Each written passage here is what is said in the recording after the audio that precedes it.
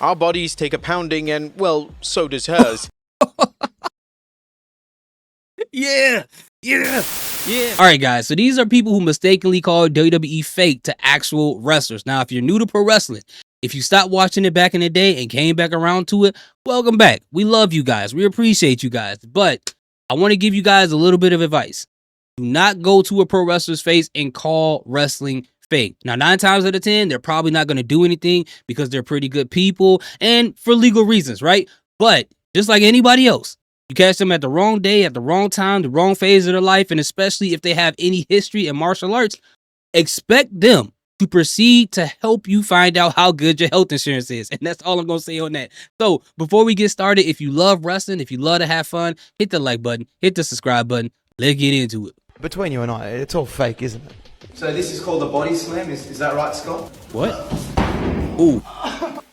If these people make Yeah, he gonna have to go to sleep standing up. So here's the thing. I thought that was the dude from Superstore real quick. If you guys know, you know. But here's the thing.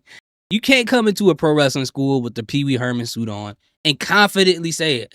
The wrestling thing is fake. Ain't it between me and you? What you expect him to say? And then proceed to ask what the most basic move in pro wrestling is, which is the body slam that everybody knows. So hopefully this was a learning situation for him after he took that hard bump. Hopefully he goes to the doctor and get checked out. And once he recovers, go tell your friends that wrestling is not fake. Don't play with these people, all right? the big mistake of calling wrestling fake.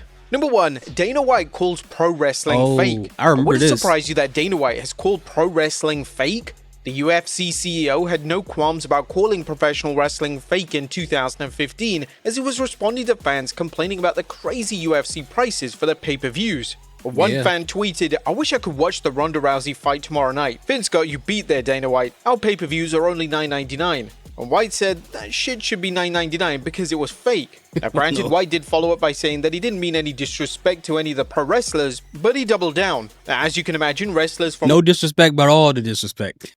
all walks of life weren't happy about White's response, and various talents such as Austin Aries, Bully Ray, Seth Rollins, and Jeremy Borash called him out. But White never changed his stance. But what's more interesting is that Brock Lesnar was asked about White calling professional wrestling fake, and the former WWE champion agreed with him. Well, of course, Dana, it's fake. Everybody knows that, but it's still the same. You're promoting the same thing we're promoting. Dana White is promoting fights. We're promoting fights. It just so happens that we got a little more longevity out of our fights and out of our fighters because of the circumstances. Now, Lesnar was quite mature with his response, whereas Dana came across as condescending and disrespectful. Wrestling and MMA are completely different. The sport of professional wrestling is a choreographed and predetermined sport where men and women put their bodies on the line on a weekly basis. In some ways, it felt as if White didn't really understand that notion.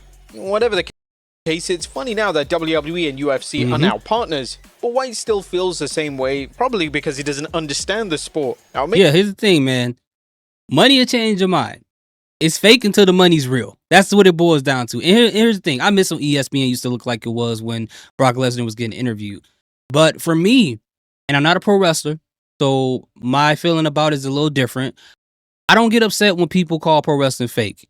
And I know our wrestlers do because they put their body on the line every week. But when it comes to people like how Dana White was back in the day, or people who don't watch pro wrestling, who's not fans of the product, they're all going to say it's fake. They've been doing that since the Attitude Era. Now, I do tell them, like, no, it's not fake, X, Y, and Z.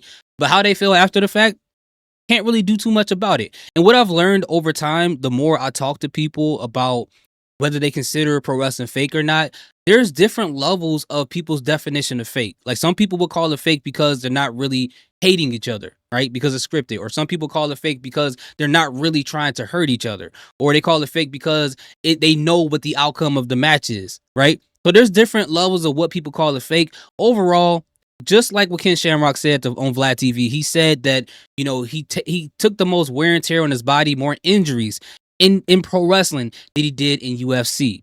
So I feel like when people call wrestling fake, a lot of the fans would be like, okay, well, you're disregarding the fact that they're actually putting their bodies on the line. They're actually getting hurt. And they still got to go to the next match and wrestle through the pain and still fight through it. So they feel like that by calling it fake, you're kind of calling the wrestlers weak. So I think we got to kind of get a common understanding of what the word fake means when it comes to pro wrestling. But given the fact that we're in the social media era, nobody wants to be on the same page about anything. Everybody just wants to argue. So I don't know. That was a little bit of hope of something positive happening, but I don't expect that to happen anytime in the future. May not be the grounded and realistic sport that MMA is, but the term fake for professional wrestling just shows a lack of understanding of what these men and women go through on a weekly basis. Yep. Number 2, Mia Khalifa calls wrestling not a real bro. sport. Now, Why? there are some adult film stars who are actually fans of... All right, guys, real quick. If I go back to this video and I find out where we at, 158 is the most replayed part of this video. Y'all nasty. Y'all nasty. WWE. Kendra Lust is a big fan, and so is Jasmine Sinclair. But one adult star who's apparently not a fan of WWE is Mia Khalifa. She drew plenty of criticism when she stated that she had no respect for WWE and labeled it not a real sport. Now imagine an adult film star saying they don't have respect for wrestlers. Now Khalifa went on a rant following the rumors about Ronda Rousey signing with WWE. She tore into the former UFC star joining the company and stated that Ronda Rousey should do something respectful. Khalifa mentioned in a rant, "This is where her career will go to die." Absolutely not. I have no respect for the WWE. I don't think it's a real sport, so I bet, yeah, I think that's where her career will go to die. Get a show on effing ESPN or Bravo or something and train people to fight. Do something respectful. Oh, okay. All right. That's where I gotta stop it. This is where I gotta stop it. Like her having a position that she feel like pro wrestling is fake or she don't respect it. Cool, whatever. As I said before, people don't watch the product. They're gonna have this point of view. Is it right? No, but that's just they're ignorant of what's going on there. But for someone, and I'm not going to just relegate this to women, men, women, whoever, to say that something is not respectful, if whenever I Google your name, if I need military grade virus protection just to look at anything under your name, you can't talk about what's respectful when it comes to other people because you know what you did. Now, people have past, everybody's done things in the past. I'm not saying I'm better than anybody. But if you have a past you're trying to get away from, there's certain verbiage that you shouldn't be trying to use about other people, especially when it's not, that. But you know what? I still look at them all as human beings. But in this situation, Mia, you can't do this, bro. You cannot do this. But I do remember around this time, I think she was trying to be very controversial. She would say things online that's very inflammatory because she just knew people were going to react to it. She just knew whether it be this or things about the military or whatever. And regardless of how you feel about her opinions on those things, she knew that was going to ruffle some feathers. And I think she knew that and she wanted to get some steam off of that. I don't know how that worked out for her. I don't really follow her, but, good luck. Now, one WWE star who took extreme offense to Mia Khalifa's comments was Gregory Helms, aka the Hurricane, and he gently put her in a place, saying, "I'm not going to get upset that a porn star doesn't respect pro wrestling. She's entitled to her opinion. Our bodies take a pounding and, well, so does hers." Yeah, Shane. Let's talk about him. That's a hurricane that came through there. That is... That's a good one. But Helms wasn't the only person that clapped back at Khalifa, as former WWE star Eva Marie confronted Khalifa on a Complex show Out of Bounds, where she educated her on the sport. Khalifa stood 10 toes down about wrestling not being a sport, but Eva informed her about the rigorous traveling schedule, the amount of athleticism it takes to survive the business, and the commitment needed to thrive in such an environment. All credit to Eva Marie as she went to bat for pro wrestling, and though Mia Khalifa's mind didn't seem to change too much, she did get a better understanding about the sport overall. Number 3. Hey, you guys may not like that Eva. You may feel away about Eva Marie in the ring. That's cool. But sometimes it's not about the messenger. Sometimes it's just about the message. I remember that interview. She was absolutely right about what she said about pro wrestling that entire time. Now, Mia Khalifa on her end, again, at the end, she seemed a little clout chasey. So she wasn't going to change her mind about it at all. She was trying to get as much clout as possible in that phase of her career. David Schultz slaps at John Stozel. A kayfabe isn't dead. Well, at least in the 80s it wasn't, as before the internet, smart marks, magazines, and YouTube personalities, wrestlers during this period went out of their way to ensure that kayfabe was alive and well in and out of the ring. Reporter John Stozel ran a story titled 2020 Expose on Pro Wrestling. The piece was quite a damaging one, as Eddie Mansfield explained most of the behind-the-scenes secrets of pro wrestling at the time. John Stozel was a brave announcer who ran the story, and the former 2020 newscaster had the balls to interview David Schultz. According to Schultz himself, Vince McMahon told him to stay in character, but more importantly, Schultz was told to blast him. Now, it did sound like Vince McMahon was encouraging Schultz to hit Stozel, but the former WWE chairman reportedly meant in a verbal way. But as you can see, Schultz didn't take the verbal route. He slapped the piss out of the reporter not once, but twice, mentioning, "Is that fake?" Yo, he slapped the fire out of him, and then the man stood back up, and he's like, "Oh, you still got equilibrium? We gonna take care of that right now," and smacked him again, gave him a 2-piece. That is crazy. Like, sometimes, guys, I mean, it's cool to stay down. You don't have to get back up. Certainly a memorable moment, but unfortunately for David, that one incident began the downfall of his career.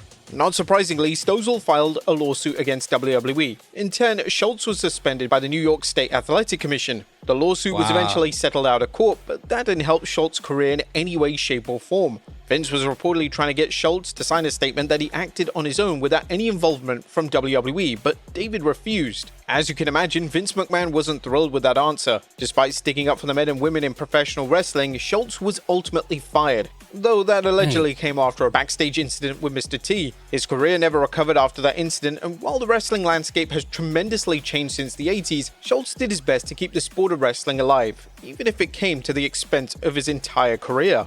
Number 4, Vader roughs up a reporter in Kuwait. And one thing you'll learn from this interview is that Vader is not a diplomatic guy. In 1997, Vader and The Undertaker did an interview in Kuwait, and they got asked that question, "Is wrestling fake?" Surprisingly, Taker took a calm and restrained approach by answering the question without insulting the interviewer or getting hostile. But when you start to look at Vader as Taker answers the questions, you knew that trouble was about to start. After Taker's eloquent answer, the interviewer tried to move on, but the WWE Hall of Famer wasn't going to let him slide while calling wrestling fake. Vader said that he felt insulted by the interviewer's comments. That's to the point where Vader knocks over the table and grabbed the reporter by the tie.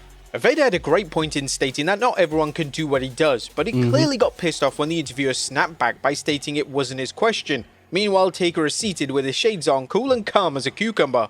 Ultimately, this wasn't a David Schultz moment, as Vader just simply grabbed the guy by the tie and scared him a little, but what Vader's mistake was actually swearing on live television, which is illegal in Kuwait. Vader was then arrested and detained by Kuwait authorities for 2 whole weeks. He was fined about $164 for the incident, but again, whilst Taker looked calm during the interview, he mentioned in an interview with Shaquille Majori that Taker recalled the infamous moment, and apparently he wasn't as calm as he appeared to be during the incident. If it happened over here, I think I would have been a little more aggressive, but I'm trying to think, I think we might have been in Kuwait. We were over there in the Middle East. I'm just sitting there thinking. I've got my shades on and I'm sitting there with the belt and Vader. I could see it. I could see it coming along before it ever happened. I'm thinking to myself, don't do it, Leon. Don't do it. He's doing it. This is not going to be good. Number 5, Austin. I feel like some wrestlers, they, or at least back in the day, I don't know about right now. I know a lot of people right now still feel kind of like that same way. When they hear people call it fake, in their mind, I feel like it translates to people saying that it's easy, and then they kind of track back to, okay, I twisted my ankle, I broke my leg here, I broke my arm here, I'm still hurting right now from this match. So don't tell me that this is easy. It's not easy, and I think that's kind of what infuriates them at the end of the day. Again, I think it's because we need to figure out what exactly the definition of fake is when it comes to pro sports overall. But that's just my opinion. In theory, threatens the editor-in-chief. Now, it doesn't matter what year it is, there's always going to be an ignorant interviewer who calls professional wrestling fake. That was the case in 2024 when a smug editor-in-chief named Anthony DeSegli dropped the F-bomb that set Austin Theory off. Austin Theory is a jacked dude, whereas the interviewer looks like a toothpick that Theory could easily snap in half. But Anthony's bravado easily dropped when Theory chastised the editor-in-chief for disrespecting him and threatened to slap Anthony silly. He look like he owns a lab that creates supervillains. I don't know why. He just got that look on his face. Justified reaction as Anthony's comments really came out of nowhere. He seemed to look down on Theory's profession. But the confrontation itself wasn't long, as a former United States champion wisely walked away to prevent another lawsuit. But at the very least, Austin's reward for standing up for professional wrestling was winning the WWE Tag Team titles. Number 6, Randy Orton and Soulja Boy. Oh my Randy God, Orton man. loves celebrities, especially Soulja Boy. Soulja Boy hasn't been popular for a very long time. In fact, he's now more infamous for being an online troll and pretends to be a gangbanger when the cameras are on. But how did Randy Orton and Soulja Boy get into a feud? Well, the controversial rapper tweeted that the rap game is faker than WWE. Orton caught wind of the post and he let those voices take over his Twitter fingers, saying, "Fake? Dare this prick to step up? He don't like movies? Consider us actors that do stunts without pads 200 days a year. Don't bitch when we get surgically repaired and come right back. Consider us 100 times tougher than anyone you've come across. Ain't nothing but a bitch ass," Orton said. Orton tweeted again that even Bad Bunny could beat the F out of Soulja Boy, and that you finally can't add caught people Mr. in there, Crank's man. attention. The rapper responded with his stereotypical... He call him Mr. Crank. I don't think... You can't call somebody that, man. I understand he's from across the pond. You can't call somebody Mr. Crank. It means something way different, bro. tough talk, claiming But that I get it's about the song, but it's... bring the real back into wrestling.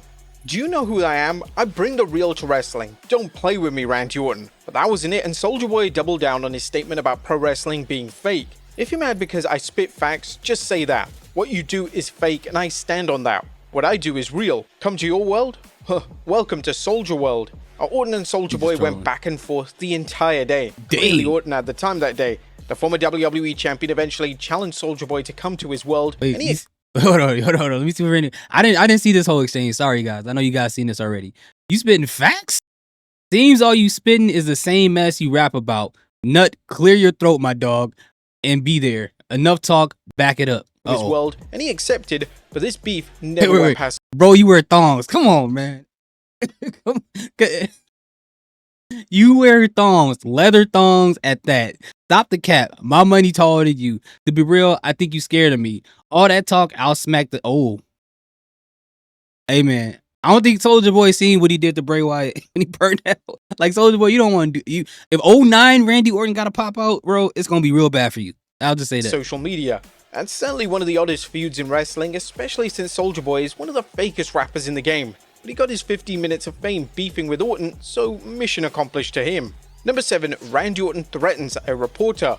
And you know who Orton loves more than celebrities? Yeah, interviewers. That was the case during the time when Orton was interviewed by a Mexican reporter in 2009. The interview started off well enough, with the reporter asking him about what he eats for breakfast, but then randomly calls him fragile. This took Orton by surprise and really pissed him off. Randy Orton is a tall man, so the WWE star towered over the Mexican reporter, and it genuinely seemed that Orton was ready to beat him until next Sunday. Orton dared the reporter to call him fragile again, taking his glasses off. The reporter backed off, and so did Orton in a way, though threatening to headbutt someone's teeth through their skull probably kept the reporter up a couple of nights. Number 8, Roddy Piper and Bill Maher.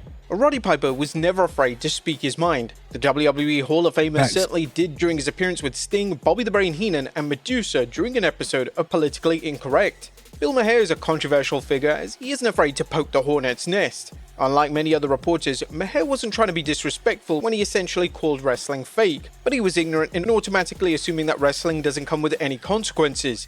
And the whole interview started off with the very conversation when Maher asked if the audience was in on the joke. The whole vibe instantly became awkward, and you could tell that Piper was annoyed by this conversation again. Medusa, Sting, and Bobby Heenan were rather calm in their response, and so was Piper too, until Maher said that there's never been a bruise on any of them. That's when his frustration went into overdrive, and he dropped his pants to show the scars that he received throughout the years of wrestling. But the line that really stuck was Piper telling Maher to ask Martha Hart if the business was really just a joke. Now, the interview never reaches Vader levels, as Piper really brought it home nicely when he explained why wrestling isn't fake. This was actually a good conversation, as Maher was receptive to what the wrestlers were saying, and he wasn't trying to be a douche and tear everyone down. As tiring as this conversation was at the time, it was a healthy way to discuss the realness of professional wrestling. Number 9, Giant Haystacks gives a body slam to Jackie Fullerton. We've seen wrestlers slap reporters and threaten to crack their skulls, but you can add body slamming a reporter to that list as well. In this case, never ask a wrestler to perform a move on them. Giant Haystacks was on the Northern Irish TV show Good Morning Ulster, hosted by Jackie Fullerton, and the size difference isn't hard to miss. So when Fullerton asked Haystacks to show him a move, Haystacks obliged to the request and gave him the hardest power slam that he could do on the floor. No. You can tell that Fullerton was the wrestling is fake type, as he stated that he thought that people in the ring were play acting, but it was clear that the reporter was hurt. In fact, Fullerton reportedly broke a couple of ribs. Meanwhile, Haystacks could care less about hurting the poor man. It was a mystery why Haystacks decided to hurt the reporter until 10 years later when the pro wrestler and Fullerton reunited on the Northern Ireland television show. There was definitely some awkwardness between the two, but the interview was rather light-hearted.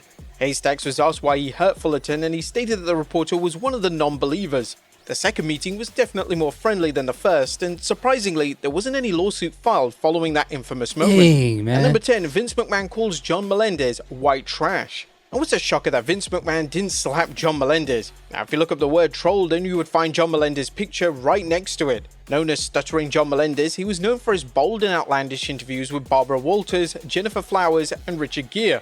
But Melendez finally got the chance to interview Vince McMahon. During the WrestleMania 19 press conference, Melendez asked all kinds of wild questions, such as how much money he has and his feud with Hulk Hogan is fake, like wrestling.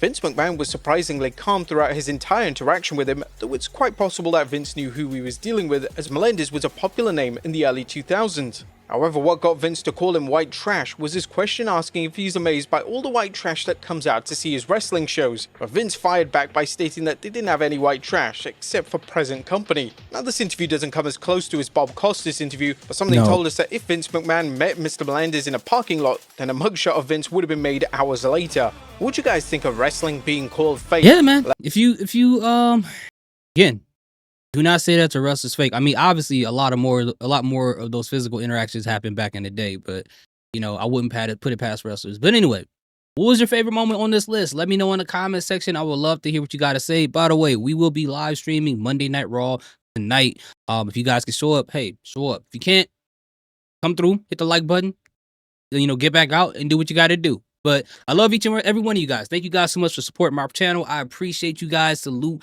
peace, have an amazing day.